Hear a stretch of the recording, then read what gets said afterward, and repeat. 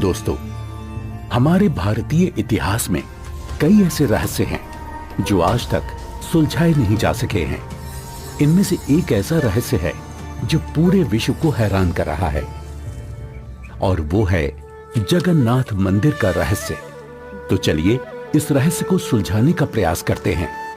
कहते हैं इतिहास को कभी मिटाया नहीं जा सकता। वो इतिहास ही है जो हजारों लाखों वर्षों में घटित हुई अतीत की घटनाओं को चलचित्र की तरह हमारे सामने रूबरू करा देता है। जगन्नाथ मंदिर भारत के ओडिशा राज्य में स्थित एक हिंदू मंदिर है।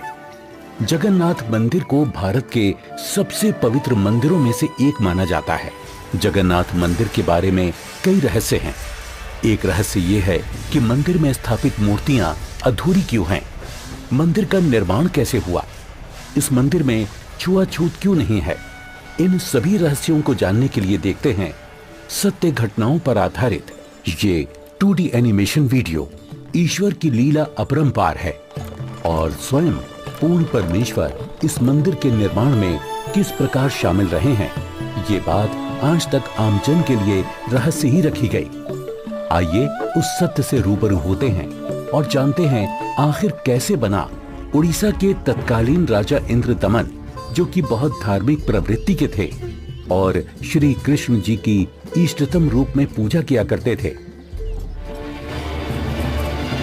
एक रात जब राजा इंद्रदमन आराम फरमा रहे थे, तब श्री कृष्ण जी उनके स्वप्न में आकर दर्शन देते हैं और उनसे कहते हैं,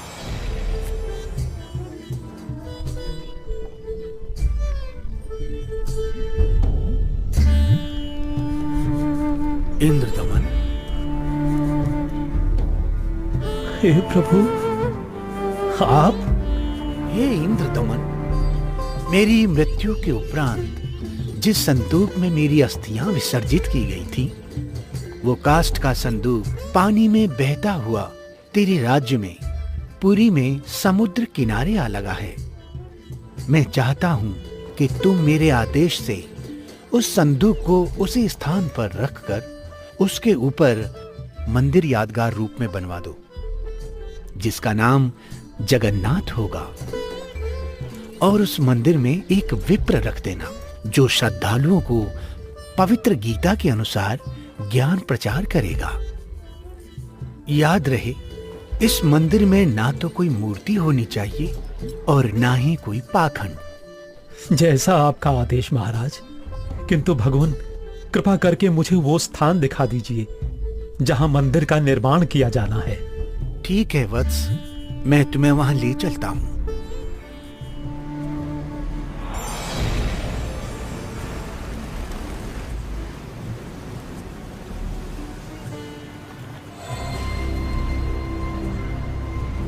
इंद्रदमन, यही वह स्थान है जहां तुम्हें हमारा मंदिर बनाना है।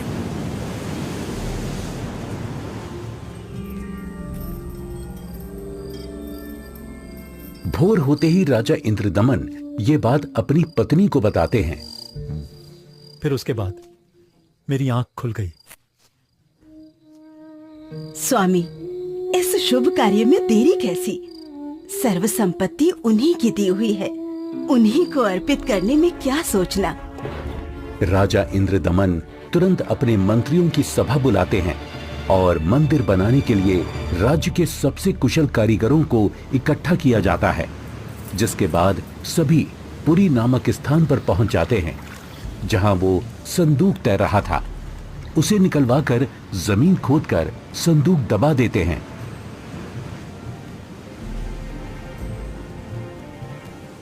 और देखते ही देखते उस संदूक के ऊपर मंदिर बनाने का काम शुरू हो जाता है।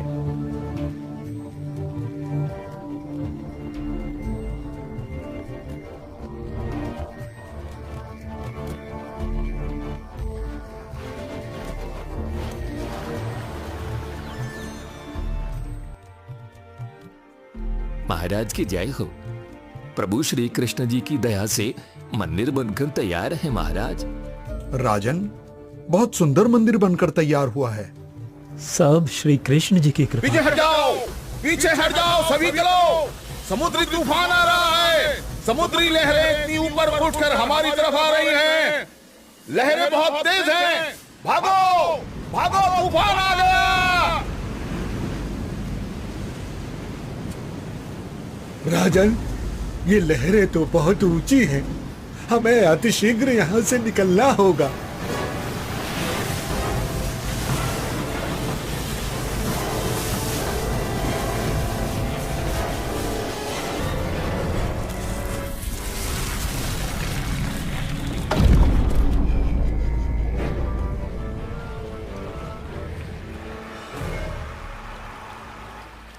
हे भगवान, ये क्या अनर्थ हो गया।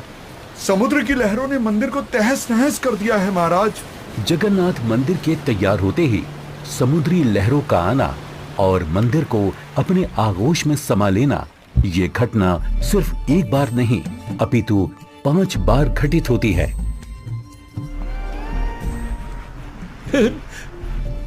नहीं नहीं, ये नहीं हो सकता। अपने आप को संभालें राजन, हौसला रखें। न जाने समुद्र मुझसे कौन से जन्म का बदला ले रहा है। मैं क्या करूं, कुछ समझ नहीं आ रहा है। राजकोष भी खाली हो चुका है। अब और मंदिर बनवाने का मेरा सामर्थ्य ही नहीं बचा। हे भगवान, यह तुच्छ जीव आपके आदेश का पालन अब नहीं कर पाएगा। मुझे माफ कर देना भगवान, माफ कर देना। राजा के 100 यत्न करने के बावजूद मंदिर नहीं बन रहा था।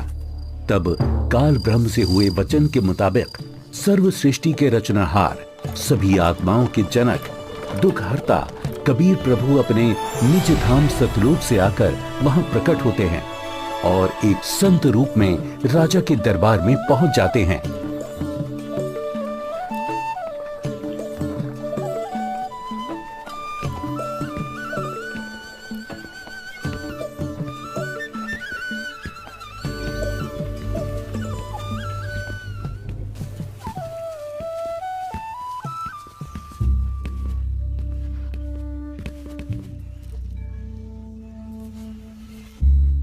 प्रणाम महाराज।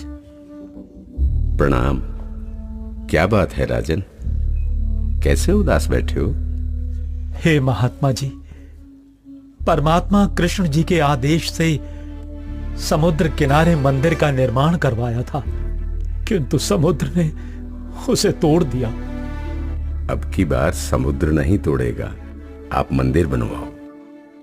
क्षमा करें महाराज, मंदिर 5 बार बनवाया है, परंतु 5 बार समुद्र ने उसे तोड़ दिया है। कोई बात नहीं इंद्रदमन, यदि मन बने तो मेरे पास आ जाना। मैं यहीं पास में पहाड़ी पर रहता हूं, वहीं पर मेरी कुटी है।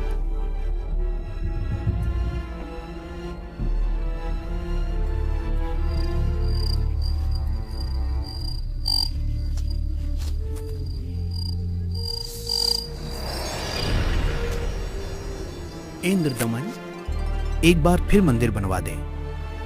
जो तेरे पास संत जी आए थे तो उन्हीं से सहायता की याचना कर ले। वो कोई मामूली संत नहीं है इंद्रदमन, उनकी भक्ति शक्ति का कोई पार पार नहीं है।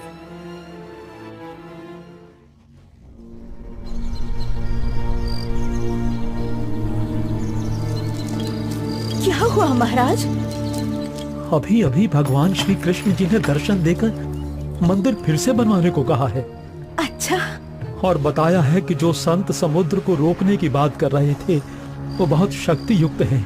मुझे उन्हीं के पास जाकर प्रार्थना करनी चाहिए। प्रभु कह रहे हैं तो आप मत चूको महाराज, प्रभु का मंदिर फिर बनवा दो। बनवाना तो मैं भी चाहता हूँ, किंतु अब तो राजकोष भी खाली हो चुका है।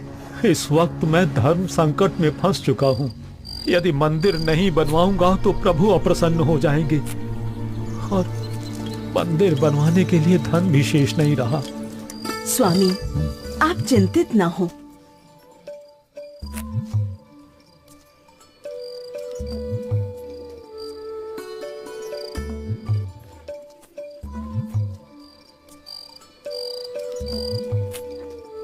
मेरे पास आभूषणों की कोई कमी नहीं है।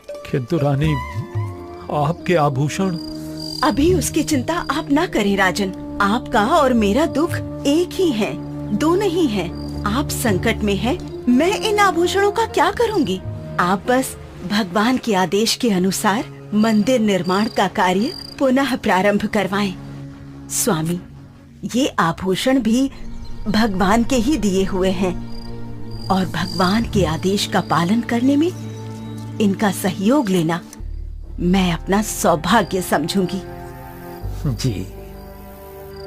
सुबह उठते ही राजा इंद्रदमन अपने महामंत्री को बुलाकर भगवान श्री कृष्ण जी के आदेश के बारे में बताते हैं।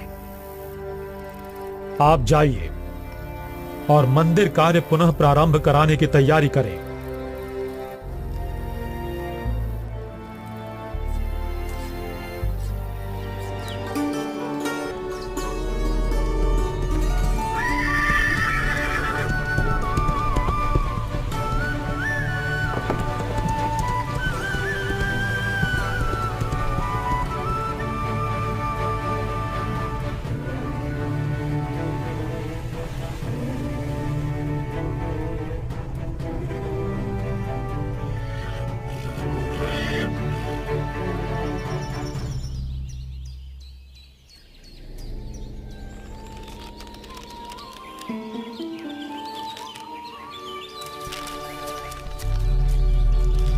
प्रणाम ऋषि जी।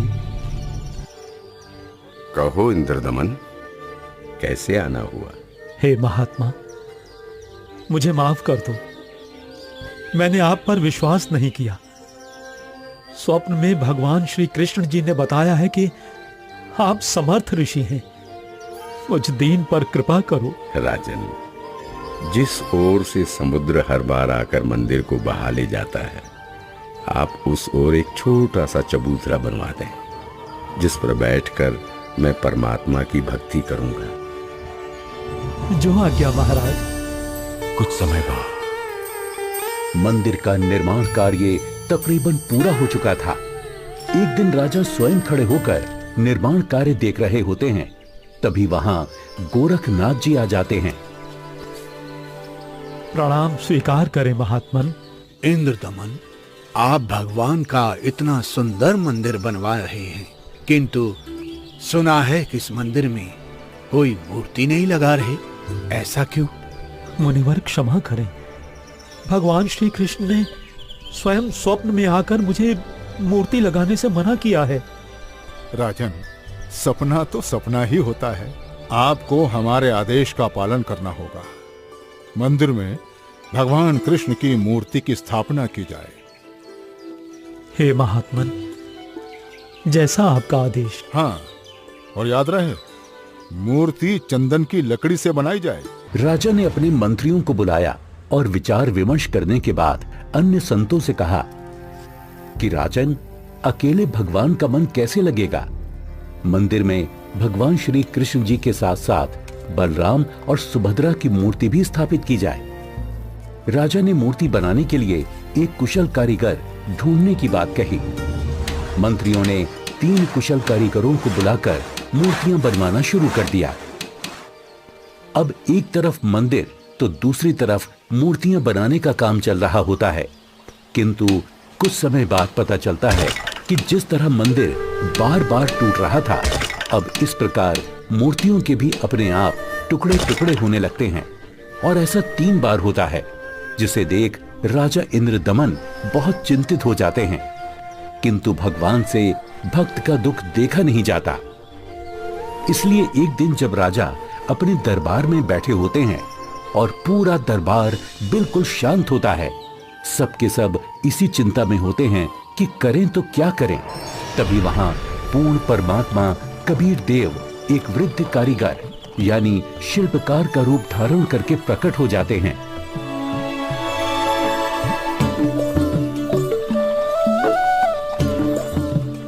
राजा से कहो कि मैं एक शिल्पकार हूँ और मूर्ति बनाना बड़े अच्छे से जानता हूँ।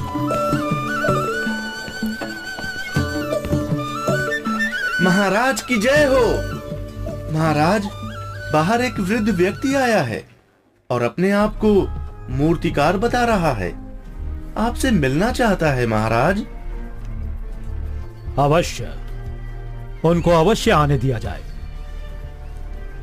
जो आदेश महाराज।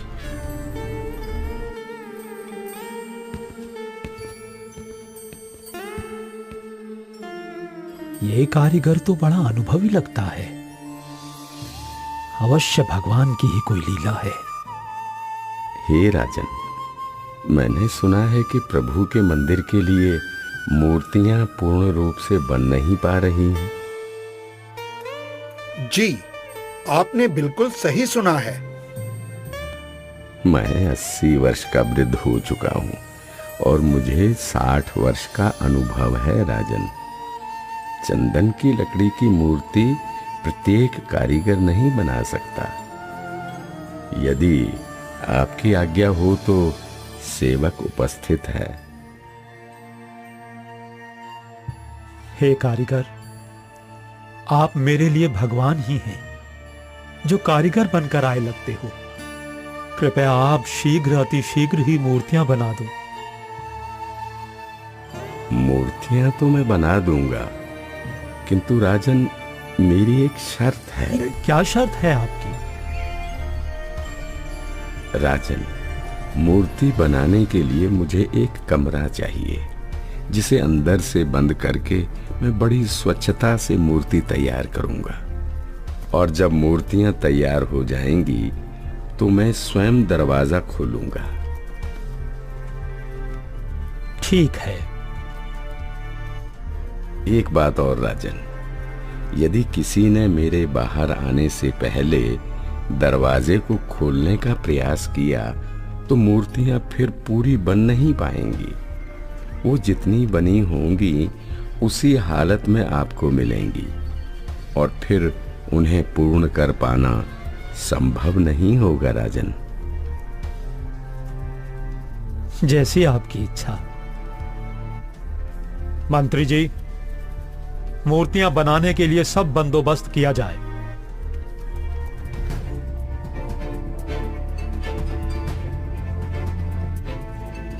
प्रणाम महात्मा जी। इंद्रदमन, मूर्तियां बनवाई क्या? आपकी आज्ञा का पालन पूर्ण रूप से किया गया है महात्मा जी, परंतु मेरा दुर्भाग्य है कि मूर्तियां बन नहीं पा रही हैं। बनते बनते ही सबके टुकड़े टुकड़े हो जाते हैं। मूर्तियां अवश्य बनवानी है राजन, आप बनवाओ। मैं देखता हूं कैसे टूटती है मूर्ति। हे नाथ जी, प्रयत्न किया जा रहा है। प्रभु का भेजा एक अनुभवी कारीगर बंद कमरे में मूर्तियां बना रहा है। राजा इंद्रदमन नाथ जी को सारी स्थिति से अवगत करवाते हैं और कारीगर की शर्त के बारे में भी बताते हैं, किंतु महात्मा नहीं मानते। वो मूर्तियां देखने की जिद करने लगते हैं और राजा के मना करने के बावजूद भी उस कमरे के सामने पहुंच जाते हैं जहां मूर्ति बनाने का काम चल रहा होता है।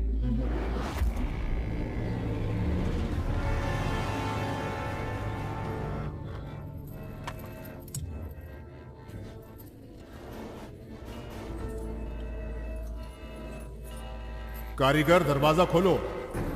दरवाजा खोलो कारीगर। मैं कहता हूं दरवाजा खोलो कारीगर, हमें मूर्तियां देखनी है। राजन, आप बता रहे हो 80 वर्षीय वृद्ध हैं और 12 दिन से खाना पीना भी नहीं किया है। अब आवाज भी बंद है, कहीं कारीगर मर न गया हो। आप दरवाजे को तोड़वा दीजिए। राजा न चाहते हुए भी नाथ जी के कहने पर दरवाजे को सैनिकों से तुड़वा देते हैं।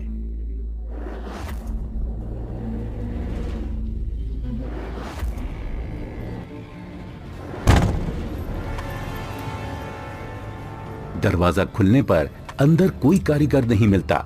वहां श्री कृष्ण, बलराम और सुभद्रा जी की 3 मूर्तियां रखी होती हैं, परंतु उन मूर्तियों के हाथ और पैर के पंजे नहीं बन पाए थे। ये देखकर सभी चौंक जाते हैं। हे भगवान, वो बुजुर्ग कारीगर तो यहां है ही नहीं। इसका मतलब वो कोई साधारण व्यक्ति नहीं थे, बल्कि स्वयं भगवान ही थे। मंदिर का निर्माण पूरा हो चुका है। अब इन्हीं मूर्तियों को भगवान की इच्छा समझकर मंदिर में स्थापित करवा दो राजन। हो सकता है प्रभु को यही स्वीकार हो। लगता है श्री कृष्ण ही स्वयं मूर्तियां बनाकर गए हैं। मंदिर का निर्माण कार्य संपन्न हो चुका था। अब बारी थी तो मूर्तियों में प्राण प्रतिष्ठा की, जिसके लिए राजा, रानी, मंत्री, महामंत्री और काफी संख्या में पंडित ब्राह्मण मंदिर के सामने पहुंच जाते हैं।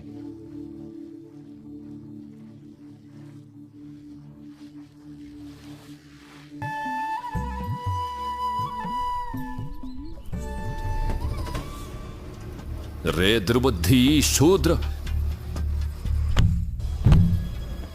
अपवित्र! देखता नहीं मंदिर का द्वार अपवित्र कर दिया तूने। ये क्या हो गया? शूद्र कैसे बन गई? भगवान, भगवान, ये कैसे हो गया? ये कैसे हो गया भगवान? कैसे हो गया? प्रभु क्षुब्ध हो गई हैं क्योंकि मुख्य द्वार को उस शूद्र ने अशुद्ध कर दिया है, इसलिए सब मूर्तियों ने शूद्र रूप धारण कर लिया। बहुत बड़ा अनिष्ट हो गया राजन। कुछ समय उपरांत देखते ही देखते मूर्तियां अपने वास्तविक रूप में आ जाती हैं, जिसके बाद पंडित कई कई बार गंगा जल छिड़ककर मूर्तियों को शुद्ध करने का उपक्रम करते हैं। मूर्ति स्थापना के कुछ दिन बाद अचानक समुद्री तूफान आ जाता है और समुद्री लहरें लगभग 40 फीट ऊंची उठकर बहुत तेज वेग में मंदिर की ओर चल पड़ती हैं। सभी आपस में बातें करने लगते हैं। लगता है अब की बार भी समुद्र मंदिर को नष्ट कर देगा। अरे ये क्या, संत जी अभी भी वहीं पर बैठे हैं? अरे कोई उठाओ उनको वहां से। सभी चिल्लाते हैं, हट जाओ, हट जाओ वहां से, पीछे हट जाओ, समुद्री तूफान आ रहा है। हट जाओ, हट जाओ, वहां से पीछे आ जाओ महात्मा जी, पीछे आ जाओ। अरे अरे अरे अरे अरे ये क्या हो गया? ये क्या हो गया? ये क्या हो गया? अरे क्या हो गया? महात्मा जी ने पानी को वहीं पर रोक दिया है राजन। लगता है अब की बार मंदिर बच जाएगा। महात्मा अवश्य ही कोई परम शक्ति युक्त है।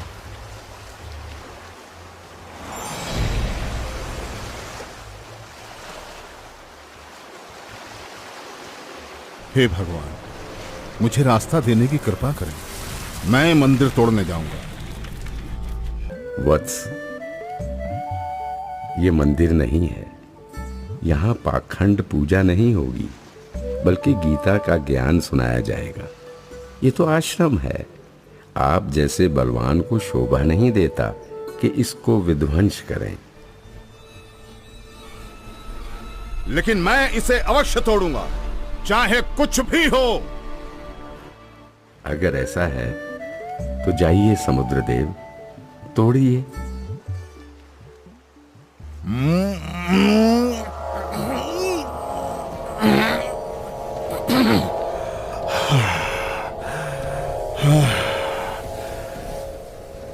मैं आपकी शक्ति के आगे विवश हूं स्वामी। आपकी शक्ति अपार है। आप मुझे रास्ता देने की कृपा करें प्रभु। मैंने राजा इंद्रदमन को मंदिर की रक्षा का वचन दिया है। मैं मार्ग से नहीं हट सकता समुद्रदेव। आप ऐसा कुकृत्य क्यों करना चाहते हैं? जब ये कृष्ण त्रेता में श्री राम बनकर आए थे, तब इन्होंने लंका जाने के लिए मुझे अग्नि बाण दिखाए और मुझे भला बुरा कहकर अपमानित कर रास्ता मांगा था। लक्ष्मण, मेरा अग्नि बाण दो। लातों के भूत बातों से नहीं मानते। मैं ये मंदिर तोड़कर उसका प्रतिशोध लेना चाहता हूं। समुद्रदेव, प्रतिशोध तो आप पहले ही ले चुके हो। आपने तो समस्त द्वारिका पहले ही डुबो दी है। जी नहीं, अभी वो पूर्ण रूप से नहीं डूबी। कोई प्रबल शक्ति युक्त संत आने के कारण मेरा वो कार्य भी अधूरा रह गया और वो आधी ही डूब सकी, क्योंकि मुझे वहां पर किसी ने मानो बांध दिया है। वत्स, वहां भी मैं ही पहुंचा था और मैंने ही वो अवशेष बचाया था।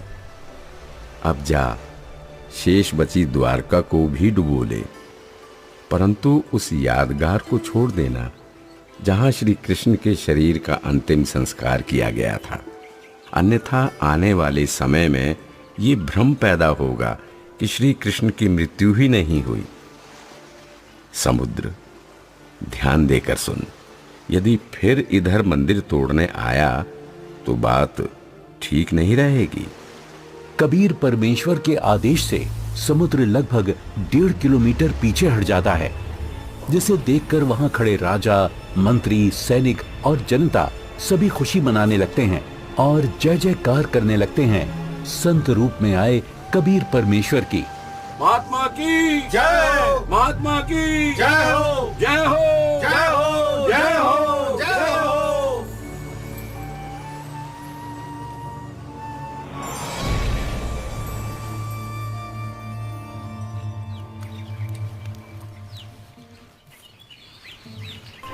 पंडित जी, सब कुछ करके देख लिया, आपका कुष्ठ रोग तो बढ़ता ही जा रहा है। भगवान, परमेश्वर, ये क्या हो गया? हे प्रभु, कष्ट हरो महाराज, क्षमा करो महाराज। पता नहीं मुझे किस पाप का प्रायश्चित करना पड़ रहा है। गलती क्षमा करो प्रभु, गलती क्षमा करो।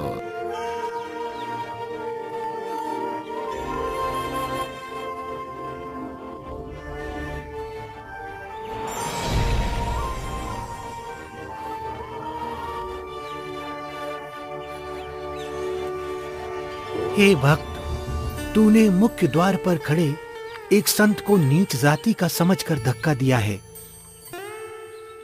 क्षमा करो महाराज, आगे से ऐसी भूल कभी नहीं होगी। आपका कष्ट निवारण मैं नहीं कर सकता, ये तो उन्हीं के पास जाकर क्षमा मांगने से और उनके पैर धोकर उस चरणामृत के पान से ही होगा। वो कोई साधारण संत नहीं थे, अपितु कोई परम शक्ति ही शूद्र रूप धारण करके वहां परीक्षा लेने के लिए पहुंची थी। यदि वो आपको हृदय से क्षमा कर देंगे तो ही आपका कष्ट निवारण संभव है, अन्यथा नहीं।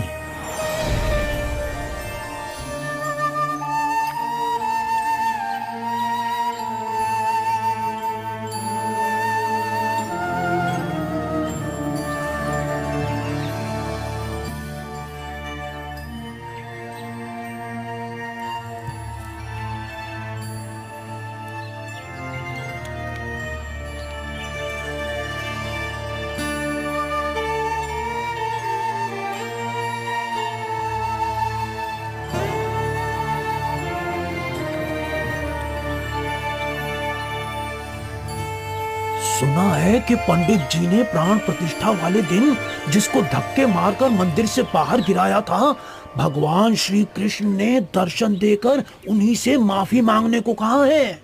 अच्छा? हाँ, मुनि की खोज सभी कर रहे हैं ताकि पंडित जी का कोढ़ का रोग ठीक हो सके।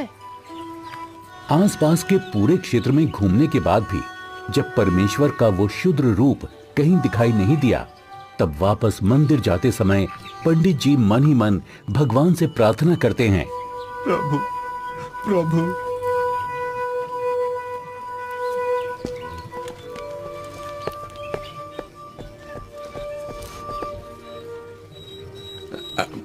अरे अरे रुकिए पंडित जी, मैं शूद्र हूं, मेरे नजदीक मत आइए, आप भी अशुद्ध हो जाएंगे। आप ऐसा न बोले, मैं बहुत शर्मिंदा हूं भगवान।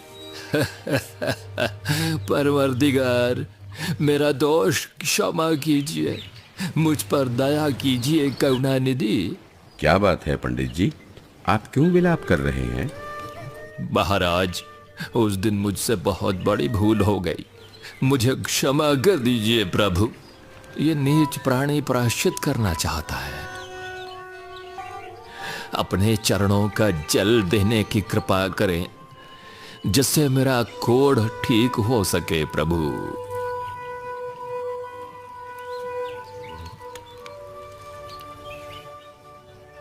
हे ब्राह्मण, इसे 40 दिन तक पीना तथा जल में डालकर स्नान करना। आज से 40वें दिन तुम्हारा कुष्ठ रोग समाप्त हो जाएगा। अब से भविष्य में इस जगन्नाथ मंदिर में किसी ने भी छुआछूत की तो उसकी भी यही दशा होगी, दंड का भागी होगा। जी महाराज, जी महाराज। जी महाराज, इस मंदिर में हम कभी छुआछूत नहीं करेंगे, नहीं करेंगे। आशीर्वाद है बच्चों।